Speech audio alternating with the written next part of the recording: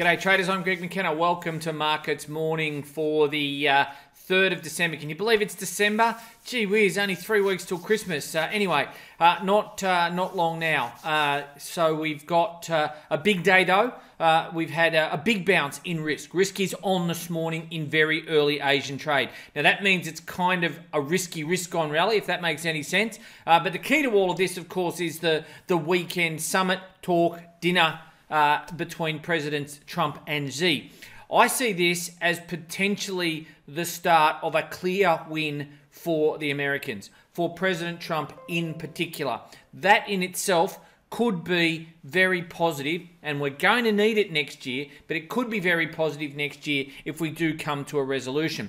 Just quickly where we are this morning, the Aussie is the best indicator. It's at 73.62, the high water mark before MT4 open, before 7 o'clock Tokyo, before Tokyo traders joined the fray. It's now at 73.65. Still a very, very good rally. Still outside the recent levels, but still tenuous at this stage. When you look at everything I've written in Markets Morning today, there are reasons to be bullish, but equally, there are levels that markets need to best, and we'll talk about that as we go through. 28.23 in the S&P 500, 74.40 for the Aussie if it was to get there. You know, those kind of things are everywhere. Soybeans has got a clear level that we can talk about. What I've done today also, it's Monday, so it's weekly. I'm all over the place, aren't I? I'm sorry. It's weekly, so we're going to look at, it's Monday, so we're going to look at the weekly charts. But let's just talk about this, work through it methodically and systematically. This is the summary of what the White House focused on. Help with fentanyl. That's the opioid. President Trump, the media hates him. And I know I've said that. And you don't have to like him or loathe him to recognize a clear bias in most of the media about everything the man does or everything the administration does. But even if you hate him, you've got to give him credit, give him his due for getting China to the table, to getting China to talk about the issues that nobody in the West had the guts to talk to them about for a very long time. So this is important. The fentanyl thing is important too because it shows the colour of the man. You might hate his guts. Lots of people do. Me, I'm Australian. I'm just watching him from afar. I couldn't vote for him. I didn't vote for him. You know, I'm just watching him and what he's doing economically, which is, I think, a good thing for the globe and stability in the globe long term. From an American point of view, the fact that he's so focused on fentanyl and opioids, to me, says a lot of the bad stuff you read about him can't be true. Just, he does seem to care about the workers, which is really strange for a billionaire. Anyway, I reckon that's a good sign. That is a really good sign in a deal getting done. He'll still go off about tariffs. He'll still go off about cars and all that kind of stuff. But then we've got ags. They're going to buy soybeans, so watch soybeans. They're going to buy more oil, which is good, you know, for US producers. That helps them. You know, all that kind of stuff. Ags are going to be immediately. We're going to talk about first transfers. Now, there's a lot of water to go under the bridge. There's a lot of places this could all go haywire. But having Navarro in the room seems to have been part of showing that the team, the US team, is unified in this 90-day thing. So let's just see how things go. President Trump hasn't spoken on the agreement, hasn't spoken on the dinner yet, not properly anyway.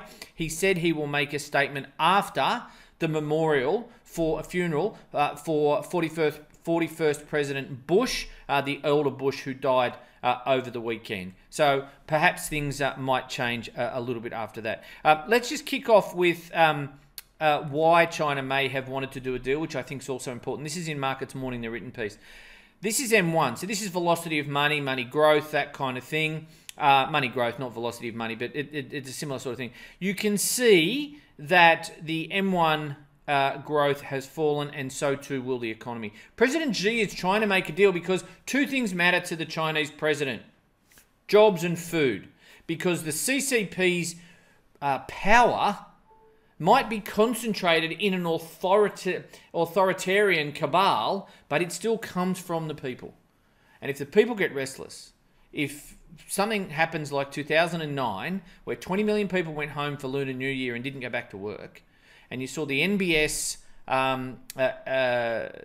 manufacturing PMI on Friday at 50, lowest in a couple of years, that's a threat. Xi wants to make a deal. Now, you'll notice today, We're going to do euro and we're going to work through this methodically. Different looking charts. Black and white for the candles now because I found there were just too many colors. Also, I've added the 200 hour moving average and the 200 period moving average, in this case weekly, and I've also added the 50.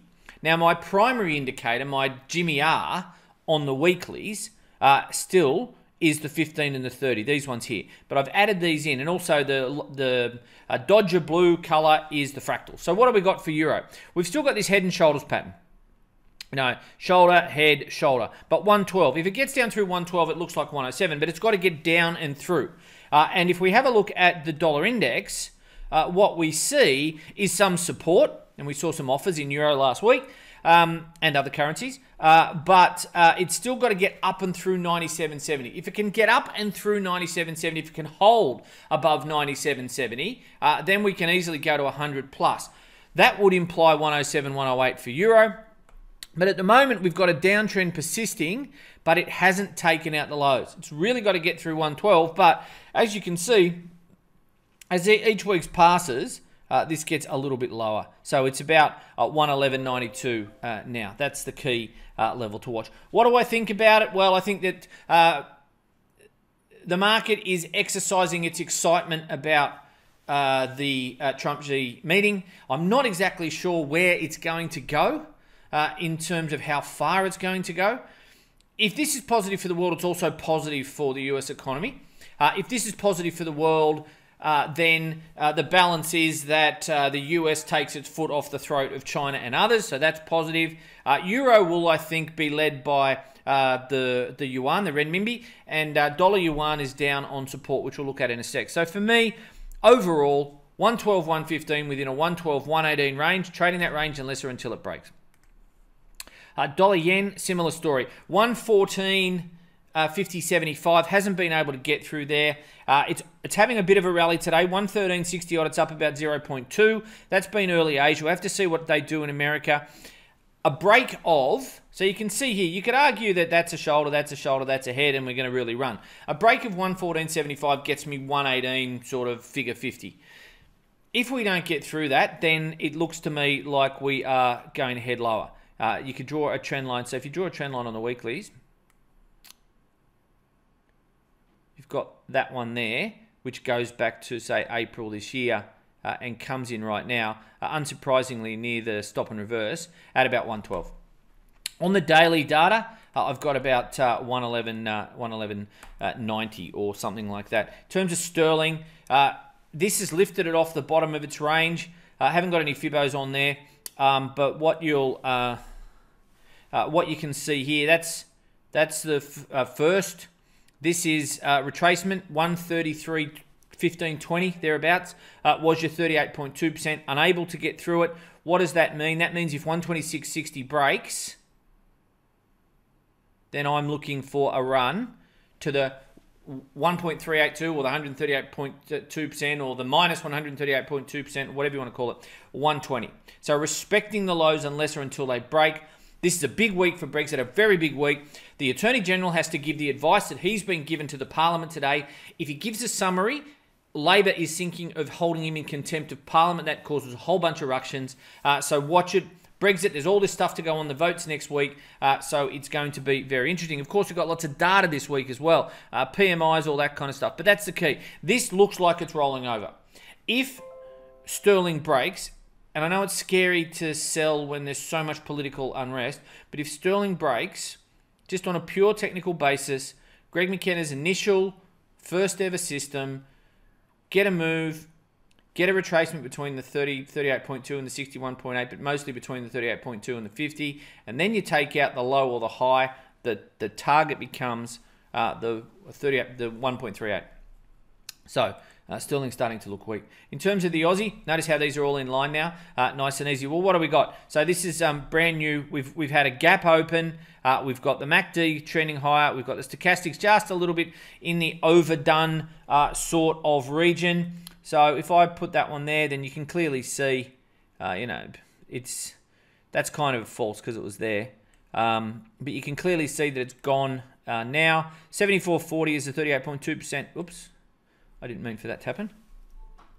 I never know how to get rid of these horizontal. Oh, there we go. I often have trouble getting rid of horizontal lines. And so you've got, that's your pretty steep weekly now. Support comes in about, well, where the 15 period moving average is, which is 75.59. So if you look at that in the cold heart of light, you would say, most likely, what is that one there? 73.80. I would say that if 73.80 can break and hold, it can run to 74.40. And if 74.40 goes, then we're talking about 76. Now, in the broad sweep of things, what does that mean? Well, there's a trend line that goes back to 2001, which the Aussie has managed to get through on the monthlies. This is a counter trend rally. The Jimmy R is still pointing lower, but it's got legs and it's got support. So on a weekly basis, unless or until that turns, the Aussie is in an up phase. And any move back into the sort of the 72 figure 50 region at the moment is likely to be supported. That said, we've already seen the PMI out today, which was really weak. We've got GDP this week. We've got the RBA. We've got retail sales. We've got trade. So there's a lot of event risk for the Aussie. But from a technical point of view, on a weekly basis, it looks okay. In terms of the CAD, so what do we got? There's a couple of downtrends. So the CAD has finally started to break. There's a downtrend here and a downtrend there. I'll get them out. The dollar CAD has started to break.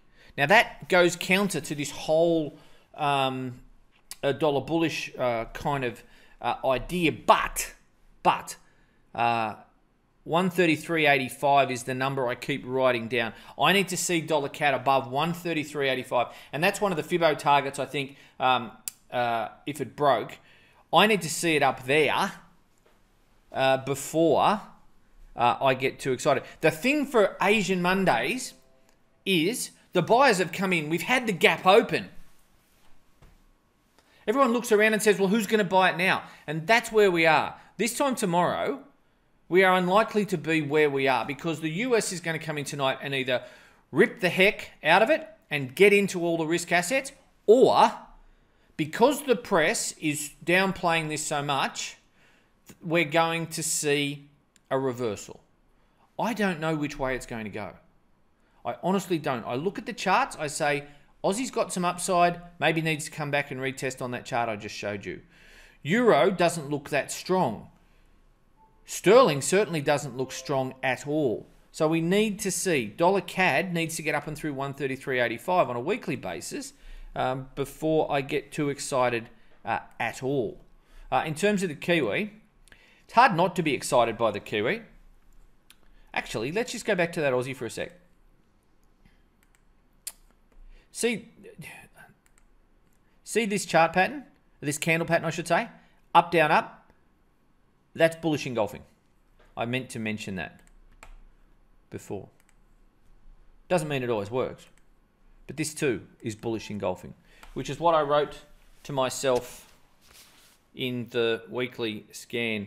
That'll be the higher end offering or part of the higher end offering. So what do we got? We've got 70.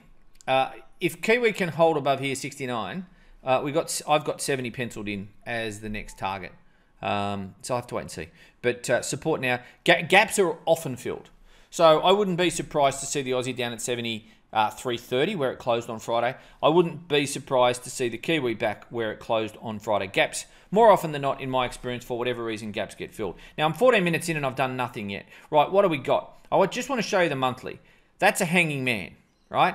That's a signal that dollar yuan is going to come down. Now, I've got 687, 689, and then 669. 669 is my base case if it can't get through 698 to 7 of where dollar yuan falls to. Now, that is going to have implications for the Aussie and for Euro and others. Although, that said, it's worth noting that on a correlation, please bear with me today, it's going to take a while to do this properly. On a correlation basis, the Aussie and CNH correlation is reasonable at 0.85. So the Aussie's relationship, so the major currencies are not correlating that strongly, But Aussie and Kiwi, as usual, and Aussie and Yuan of 0.85 over the last 35 days. So what does that tell you? If the Yuan stays strong, so dollar Yuan stays at 6.9 or something like that, then the Aussie can stay strong as well. So that's worth noting. And the other one, which I always talk about, is dollar Sing. Now, you're not rolling over. This is the MACD and Fibos combined. So I'll put some Fibos on there. I have to change the color of my Fibos now. I've changed the color of everything else. So 135.58 seems to me to be a reasonable target for dollar Sing. And then we can go back and crack through. Now, you just got to be careful. Right here, right now, at 136.95, it's about 10 points above a daily break of the uptrend that it's been in for some time. All right? So it's close. It looks like it's rolling to me. But let's say 136.50 might be the target, the 30 EMA. All right? And we'll pencil that in and we'll see how it looks at the 30 EMA. And if that 30 EMA breaks, then we'll see how it goes. Righto. Let's do commodities, and I'll quickly scoot through commodities, and then we'll come back. Right, gold. That's gold. There's an uptrend in place. If dollar yen holds, gold will hold. If dollar yen gets up and through 114.50, 175, 114.75, gold's going to get belted. 1200 to 1205 is support. 1233 on the dailies, 1238 on the weeklies. Above 1238, you get 1262. All right, so that very much depends on where risk appetite goes. In terms of silver, back down towards the bottom of the range. If it gets down through 1387.89, it looks like a shot duck. But it's holding a range. You look at it medium term, look at it on the dailies, it's holding a range. Copper, 286.50. If I'm talking to you tomorrow and copper's above 287, well, the Aussie's going to be roaring and so will stocks be. But we're in a range. And I guess that's the key. Aussie and Kiwi have broken out, but nothing else really has. So that's a warning. It's natural. The market's really, really short Aussie. And likely short Kiwi. But 286.5 is the key here. We've got this little uptrend little thing there, right? And we've got this is not going to be straight, but we've got, across there. Look at it on the daily. See, that's actually plenty of tests. And so if we can get up and through, then it runs to 293 or something like that. And if we can get up and through there, then we're back in the old range. In terms of oil, well, what did we hear? This is WTI, the first positive week, and only just by 30 cents or so. We saw that big bromance handshake kind of weird looking thing from Vladimir Putin and Mohammed bin Salman at G20. They've agreed to keep working together, but we don't know what the cut's going to be. I'm pretty sure there's going to be a cut. I think the Saudis might, would want a cut. They need a cut. The Americans are producing 2 million more barrels than they did 12 months ago. Libya's doing better, blah, blah, blah. The Saudis are producing lots. The Russians are producing lots. So it's just a question. They want to stabilise it. 55.50 for me is the Maginot Line, the demarcation point. But Jimmy R is pointing lower. So have to keep an eye on it. But let's just draw let's just have a look at this in terms of the big Fibos, and you've got 45.55, right? So the thing for me is we're now back into this 2017 range. So you need to get back up and above that. In terms of Brent, similar kind of story. We've fallen over a cliff, and it actually had a down week, just marginally. But again, see this? It's back just on the previous range. So a close below 58.50 or something like that, and we're back in the range. But OPEC meeting this week, you'd be surprised. I'd be surprised if they don't. I've got 2 Bitcoins. That's interesting. I'd be surprised if they don't do something. So here's Bitcoin, fallen out of bed, but found support above the 3,500 region. Could rally back. I think I've written to myself, I know only 6% of you trade Bitcoin, but based on my survey, what did I... Oh, God. Bitcoin's at the end of commodities. US 10s, watch 297. I said 47 to 48. It's basically in a range 34.50 at 3,400, 3,500 to 4,700, 4,800 is my take on that one. Right, now let's look at stocks. S&P. What do we got? That's got no charts on it, no nothing. What have we had? We've held above the low from earlier this year. This looks to me like a broad topping pattern. We're back at the convergence. Jimmy R. Let's just see what Jimmy R says about. Right. So we've got 270, 269. The 15-day moving average is still just above the 30-day, which means Jimmy R didn't turn. But the pressure's on. I'd need to see it up above 228. What happened there? Sorry. Look at it on the dailies. See this? Big W, right? We've got a level across here. 2823 is the level. Can we get there? Probably. What happens there, that will determine whether we run to the highs or we reverse off. That, for me, is the demarcation point. Would I sell it now? Probably not. I'd want to sell it on a failure. It's been a strong rally, one of the best weeks last week. So that's the question, though, isn't it? After the strongest week in 7 years the S&P's had, is it all baked into the cake? It could be. It could be. The Dow had a strong week too. Again, a broad topping pattern by the looks of things to me. I've written to myself it's just in a big old range, and realistically it is. So I'll leave you with that one. NASDAQ, Apple did well. Apple will do well on the back of the trade talks and the glasnost or the truce, whatever you want to call it. If Apple does well, then so too can the NASDAQ. But the NASDAQ, and it doesn't often give false signals. Jimmy R is below, just. So let's see how it looks at the end of this week. It's going to be an important week. In terms of our local market, what a skittish market. What did the price action of the last couple of weeks tell us? It told us that when the buyers take the market higher, everyone looks around and says, who's left to buy? It just keeps getting chased back. That said, 55.85 to 5600 is a solid bottom. We can clearly, whether you want to do it there, that's too low, but let's just use that as an example, right? So that's not a straight line, obviously. But, that kind of region has been a very good support. So if we get down and through 55.85, then we're a shot duck. As long as we hold above it, you got to guess maybe it'll bounce towards there, 5898. But 5807 is a fibbo, and then 5835 is the trend line that comes down this way. In terms of the DAX, basically, if I was to put a rough line across there, right, call that 11.7, that's your top, maybe a shoulder, maybe a head, maybe a shoulder. Target 10,000, currently holding above 11,000. Got to get back above 11.7 to change the outlook materially. China A50, still in a big old range. Look at it on the monthlies. You can see it's just holding in this range here. But it's just in a big old range. Likely to have a good day today. That's good for the Aussie market. Correlation very strong, 0.81. And soybeans, they've got a nice setup now. Obviously, they're a prime beneficiary or expected to be a prime beneficiary of this trade truce. Right, so that's it from me. There's a lot to unpack. It's a question of time frames right now. And the time frame is short-term market rally versus longer-term outlook. So my sense is I'm going to play the longer-term outlook, which I believe is stocks down, weaker global growth.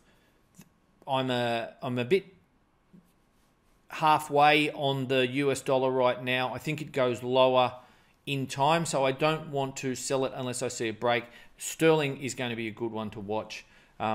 There's going to be a lot of fading, a lot of headline volatility. Have a look at markets morning. I've been ranting about headline chasing algos. Something in there from the JP Morgan head of quant research, which is really important and goes to the point I was trying to make. But 25 minutes is long enough. Have a great day. Back tomorrow.